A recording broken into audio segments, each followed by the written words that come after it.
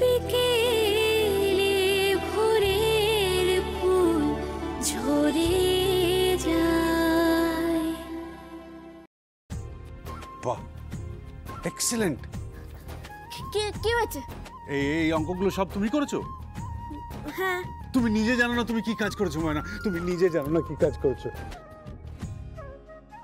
কি চাও তুমি? কিসের জন্য পড়ে যাচ্ছ? কেন তুমি চলে যাচ্ছ না? তুমি আমার জামাইয়ের কাছ থেকে কি চাও? টাকা? তুই আমায় টাকা দিবি? হ্যাঁ, টাকা দেবো।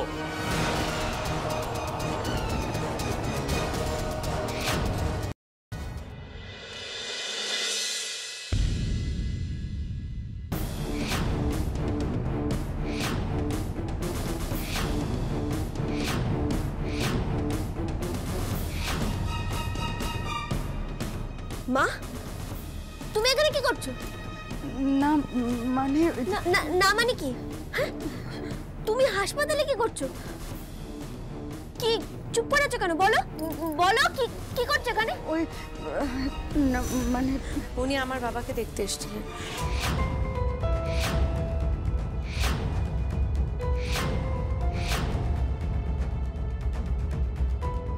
ও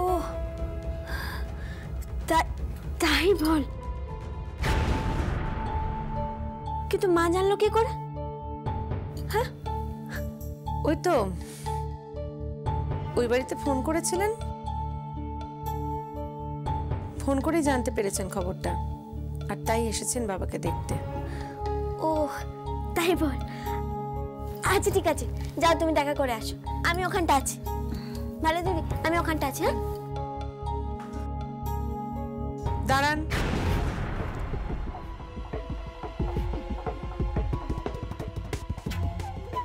পলাশ পাত্র আপনার স্বামী হন?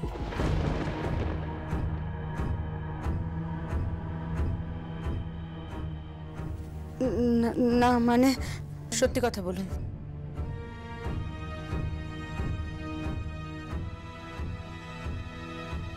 হ্যাঁ।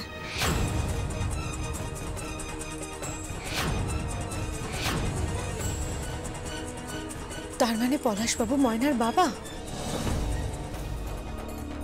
বলো না, তুমি কাউকে বলো না। কেন বলবো না? তুমি কনক কাকনকে চেনো না? ও আমার জীবন থেকে সবকিছু কেড়ে নিয়েছে, এবার আমার মেয়েটাকেও কেড়ে নেবে। ও ময়নাকে মেরে ফেলবে। তুমি বিশ্বাস করো, কাউকে কিছু বলো না তুমি।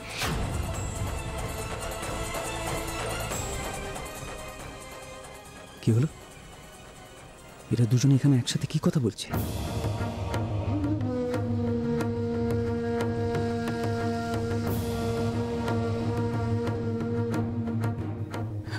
হ্যালো, হ্যাঁ জিৎ বলছি ময়নার মা নূপুর দুজনে হাসপাতালে। হ্যাঁ, খবরটা আমার জরুরি মনে হলো, তাই আমি তোমাকে জানালাম। না না, হ্যাঁ ঠিক আছে, আমি দেখছি ওদের।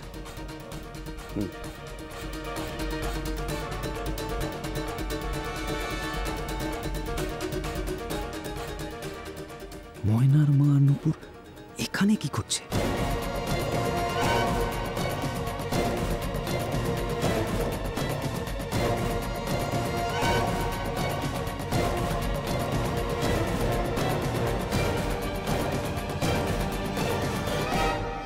So uncle, you're completely fit. পূর্বা, স্যারকে একবার রিপোর্টটা দিয়ে দিও। Sure. ও, কেমন দেখলেন? একদম ফিট। কয়েকদিনের মধ্যে রিলিজ করে দেব। শুধু খেয়াল রাখবেন, কোনো টেনশন নয়, কোনো উত্তেজনা নয়। ওকে ওকে, চলো পূর্বা। Bye bye bye.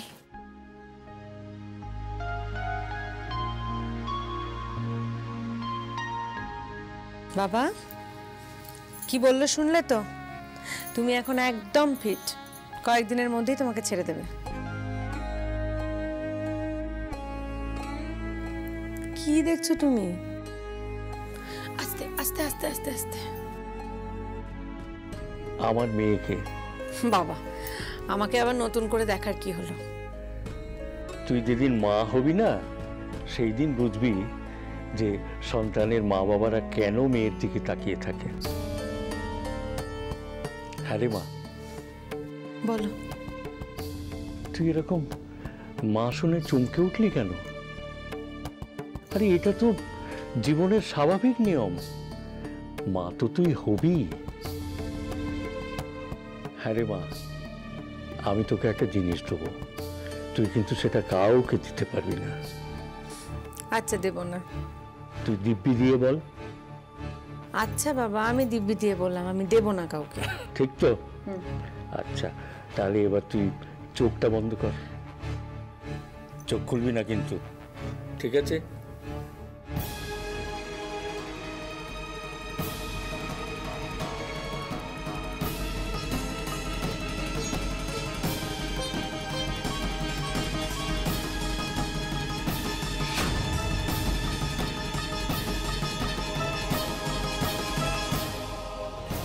বাবা, বাবা, এটা তো সেই আশীর্বাদী হারটা। তুই কিন্তু আমাকে দিব্যি দিয়েছিস, কাউকে দিতে পারবি না তুই। কিন্তু বাবা, এটা কোনো কিন্তু নয়, যার যেটা প্রাপ্য, যার নামে যতটুকু চাল মাপা রয়েছে, তার ভাগ্যেই সেটা হবে। অন্য কাউকে দেবার তোর কোনো অধিকার নেই। আর যদি কাউকে দিস, তাহলে কিন্তু আমার মরা মুখটা তোকে দেখতে হবে। বাবা, তুমি কি বলছো এসব? তুমি খুব সেলফিশ বাবা, খুব সেলফিশ। হ্যাঁ রে মা, আমি খুব সেলফিশ, খুব স্বার্থপর, শুধু তোর জন্য, শুধুই তোর জন্য।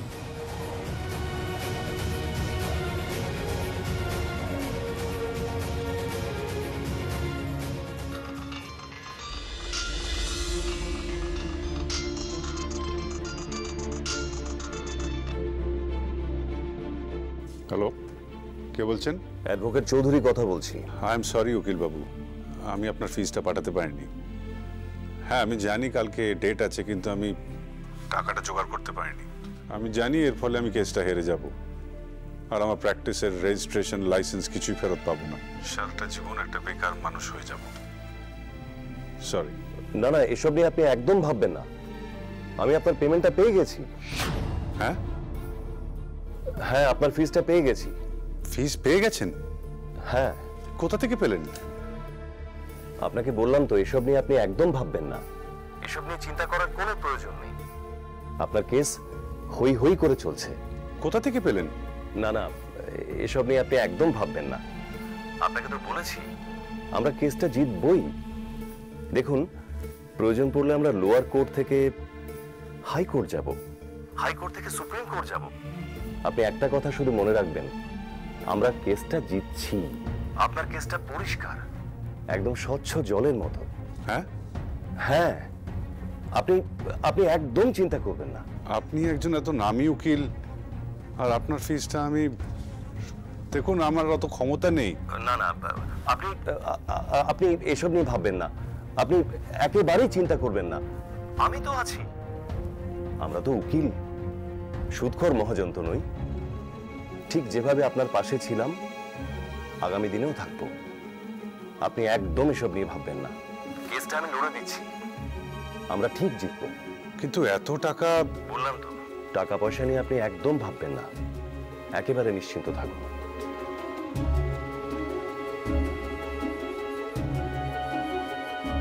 স্ট্রেঞ্জ, ভদ্রলোক বলছে টাকা লাগবে না, অথচ এত নামী উকিল আমার কেস লড়বে। এটা কি করে সম্ভব? How is it possible?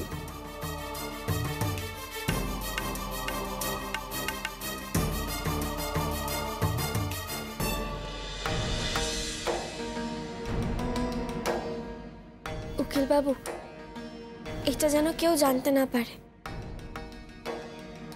চলি।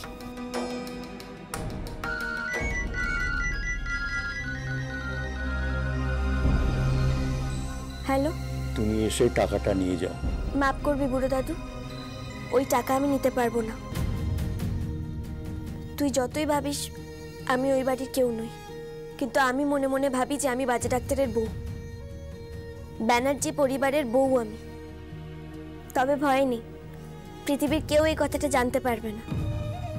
কিন্তু বাজে ডাক্তারের বউ হয়ে এই টাকাটা আমি হাত পেতে কোনোভাবেই নিতে পারবো না। তুই উকিল বাবুকে সরাসরি টাকাটা পাঠিয়ে দিস, কথার খেলাপ করিস না কিন্তু। রাখছি। উকিল বাবু, এই কথাটা যেন বাজে ডাক্তার কোনোভাবে জানতে না পারে যে কোত্থেকে টাকাটা আসছে। দেখুন, আমার শুধু টাকাটা নিয়ে দরকার, টাকার সোর্স নিয়ে আমার কোনো প্রয়োজন নেই। আসছি।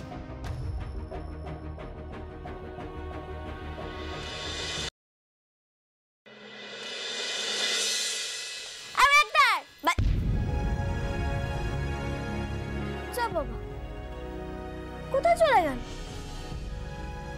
বাজে ডাক্তার? আজ আমি ভীষণ খুশি ময়না। কি হয়েছে কি? হ্যাঁ, খুশি মানে ভাবতেই পারবে না। আসলে আমি ভাবছিলাম যে টাকার অভাবে কেসটা আমি মুভি করতে পারবো না, কিন্তু আমাকে ওই লয়ার ফোন করেছিল, উকিল বাবু। আমি জানি লয়ার মানে উকিল, আমি জানি। ও হ্যাঁ, তুমি তো জেনে গেছো। হ্যাঁ হ্যাঁ ঠিক, উনি আমাকে ফোন করেছিলেন, উনি অ্যাপ্লাই করেছেন, কিন্তু টাকাটা যে কোথা থেকে পেলেন সেটাই বুঝতে পারছি না।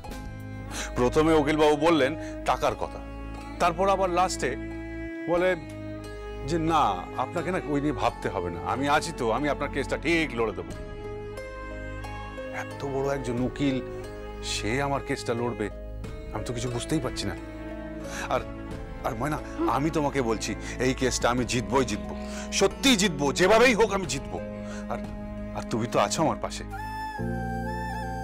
তুমি আমার পাশে থাকলে আমি সত্যিই কেসটা জিতবো। But I just can't believe this, যে উকিল বাবু সত্যি সত্যি আমার কেসটা মুভ করছেন। আমার কাছে তো একটা টাকা ছিল না, তাহলে টাকাটা এলো কোত্থেকে,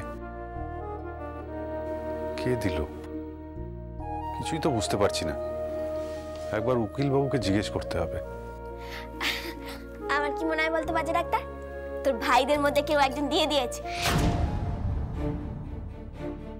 ভাইরা কেউ দিয়েছে মানে? কে? দীপু? হ্যাঁ, ওই দীপঙ্কর বা তীর্থ, এদের মধ্যে কেউ একজন দিয়েছে। সত্যি তোমার তাই মনে হচ্ছে যে ওরা দিয়েছে? হ্যাঁ তো, আমার তাই মনে হচ্ছে। যে দিয়েছে সে গোপন করছে। তাই? হ্যাঁ, এমনকি ভালো দিদিও দিতে পারে, বুঝলি তো। সে যাই হোক, যে দিয়েছে, তোর তো মঙ্গল হয়েছে, বল, শুভ কাজে লেগেছে। তা যাই হোক, কিন্তু আমি আজকে খুব খুশি। একবার উকিল বাবুকে সন্ধ্যেবেলা ফোন করে জেনে নিতে হবে যে কেসটার কি অবস্থা। বড়দা ভাই, বড়দা ভাই, তুই কি সোনার দোকানে গিয়ে কোনো গয়না অর্ডার করেছিলি? গয়নার অর্ডার? হ্যাঁ। সোনার দোকানে? কে বললো? এই দেখ দেখ,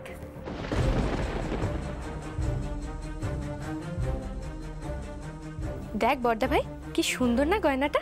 অপূর্ব গয়না, কিন্তু গয়না?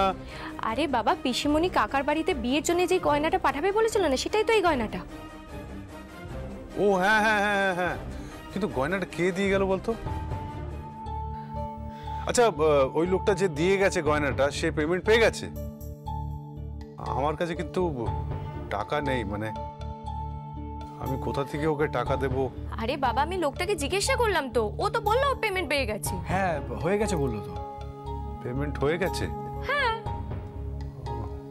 আশ্চর্য, পেমেন্টটা কে করলো?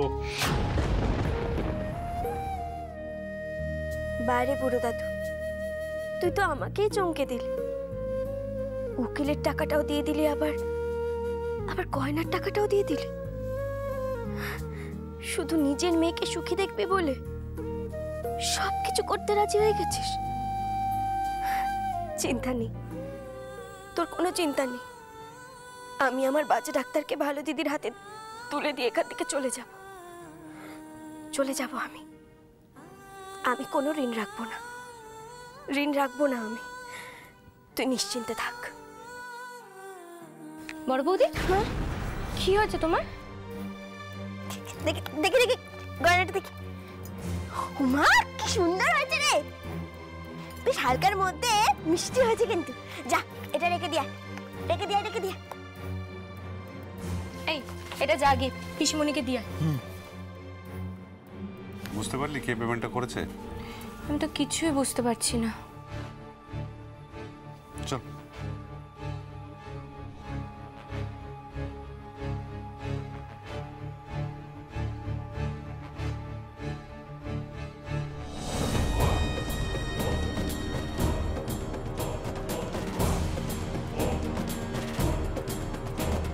শুনলাম বর্দা ভাইয়ের কেসের টাকা নাকি জোগাড় হয়ে গেছে, উকিল কেস লড়ছে।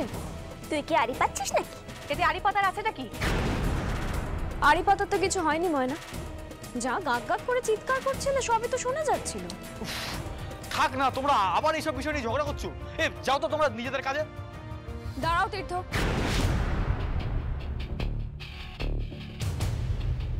তুমি টাকা দিয়েছো? আমি টাকা কোথা থেকে পাবো? চাল নেই, চুলো নেই, টাকা কোথা থেকে পাবো আমি? সেটাই তো আমিও ভাবছি, তুমি কোথা থেকে টাকা পাবে। এটা কি গয়নার বাক্স? কিসের গয়না এটা? ওই পিসিমণির আত্মীয়ের বিয়ের গয়না। পিসিমণির টাকা কোথায় পেলো? তোরা তো জানার দরকার কি আছে? তুই নিজের চরকা তেল দে না। এটা আমারই চরকা ময়না, এটা আমার বাড়ি। আমার সন্দেহ হচ্ছে। দীপ, দীপ, বাবা, দীপ, দীপ, দীপ, দীপ, বরকে কিভাবে ডাকছে দেখো, নাম ধরে ডাকছে, ভক্তি শ্রদ্ধা কিচ্ছু নেই। আরে জানিস না, পতির পুণ্যে সতীর পুণ্য, বুঝলি? এই থাক থাক, যত সব ওল্ড ভ্যালুজ নিয়ে পড়ে আছে। কে? Old values.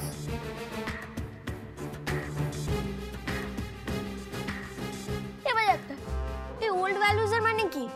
পুরনো মূল্যবোধের কথা বলছে। মূল্যবোধ? সেটা কি বোধ? এখন থাক, পরে বোঝাবো, এখন আমি বোঝাতে পারবো না। কি হলো রিদ্ধি, তুমি আমায় ডাকছিলে কেন?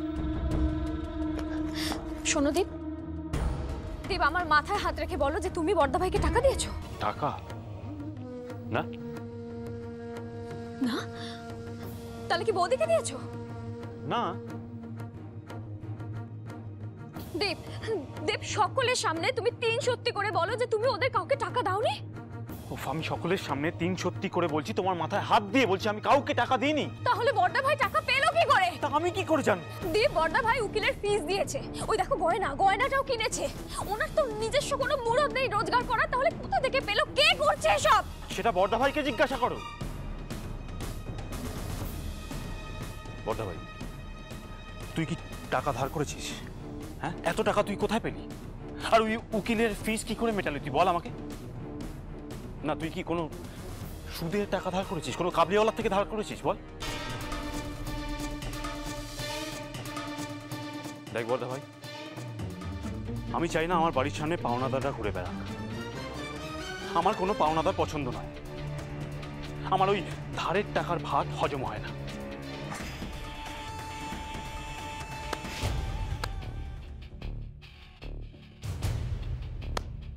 এক্সিলেন্ট, খুব সুন্দর। কত বড় বড় কথা শিখে গেছিস তুই না? সেদিনকার সেই ছোট্ট দ্বীপ আজ কত বড় হয়ে গেছে। হ্যাঁ, মনে আছে যেদিন তুই ওই প্রথম পরীক্ষা দিচ্ছিলিস, তখন তার ফিজের টাকাটা আমরা জোগাড় করে দিয়েছিলাম। সেটাও ওই কাবুলিওয়ালা থেকে নেওয়া হয়েছিল চড়া সুদে। তখন তুই কোথায় ছিলিস? হ্যাঁ, রাতের পর রাত, দিনের পর দিন আমি রেস্টুরেন্টে কাজ করেছি, চায়ের দোকানে কাজ করেছি, প্রেসে কাজ করেছি, করে সে টাকার সুদ দিয়েছি আমি। আর আজ বলছিস তোর গলা দিয়ে ভাত নামবে না? সেই টাকার ভাত খেয়েই তো তুই আজ এত বড় হয়েছিস, আর তারপর সেই টাকা দিয়েই তুই পড়াশোনাও করেছিস। বাবা, খোটা দিচ্ছেন বর্দা ভাই। বাবা, কি মিন মাইন্ডেড! খোটা দিচ্ছেন? এতে মিন মাইন্ডেডের কি আছে? বর্দা ভাই তো ঠিকই বলেছে, এসব তো বর্দা ভাই করেছে। তো করেছে কি শোনাবার জন্য? বর্দা ভাই যদি টাকা পয়সার প্রতি এতই আপনার দরদ, তাহলে নাই বা করতেন? করতাম না মানে? তাহলে তো ভাইগুলো রাস্তায় ভিক্ষা করতো, না খেতে পেয়ে মরে যেত। করতো, অ্যাটলিস্ট আপনার এই কথাগুলো শুনতে হতো না। করবেন আবার কথাও শোনাবেন? কি নিচু মন আপনার! দীপিকা, ঠিক করে কথা বলো। কেন? কি করবে তুমি? কি ভুল বলেছি আমি তীর্থ? হ্যাঁ, ভুলই বলেছো। বর্দা ভাই সম্বন্ধে ঠিক করে কথা বলো তুমি।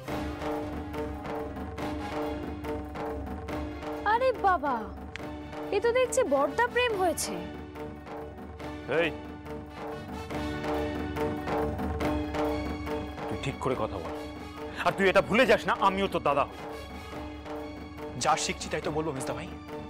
তুই বড়দা ভাইয়ের সাথে যেরকম ব্যবহার করছিস, তারপরে কি করে এক্সপেক্ট করিস যে আমি তোর সাথে ভালো ব্যবহার করবো? হ্যাঁ, বড়দা ভাইকে ঠকিয়ে 2 নম্বরই করে পুরো নার্সিংহোমটা নিজের নামে লিখে নিয়েছিস। তুই আর মেজো বৌদি দুজনের হাতে হাত মিলিয়ে জোট চুরি করে সমস্ত টাকা গ্রাস করেছিস। Just mind your language.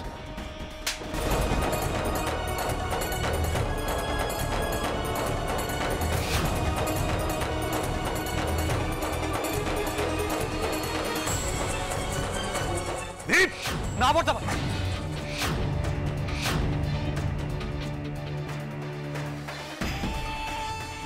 না না বড়দা ভাই, না মানিস না, তুই মানিস না।